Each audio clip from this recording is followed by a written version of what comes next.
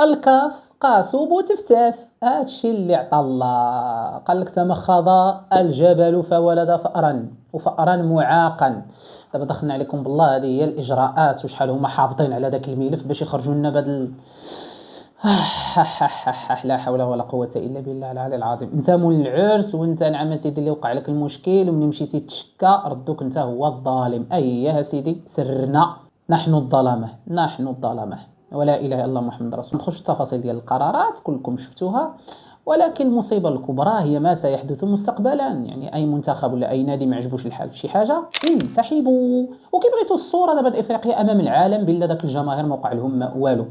جماهير الجيش الملكي واحد الوقيته رماو القنينات، الكاف حكم عليهم انهم ما يجيوش مباراتين، يعني الجيش الملكي يلعب ما يلعبش بالجمهور ديالو مباراتين.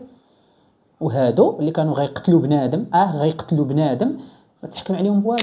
المدرب هو راس الفتنه التي وقعت تلك الليله، حاكمين عليه بخمسه المباريات ما يلعبش. ولاعب تبع الفوطه اللي هو السيباري حاكمين عليه بثلاثه المباريات. اللهم ان هذا لمنكر. نص الغرامه باي منطق وباي احكام؟ انا سحاب لنا افريقيا كحله غير في الجماهير، ساعه كحله حتى في القرارات وكحله حتى في من يسير هذا الكاف.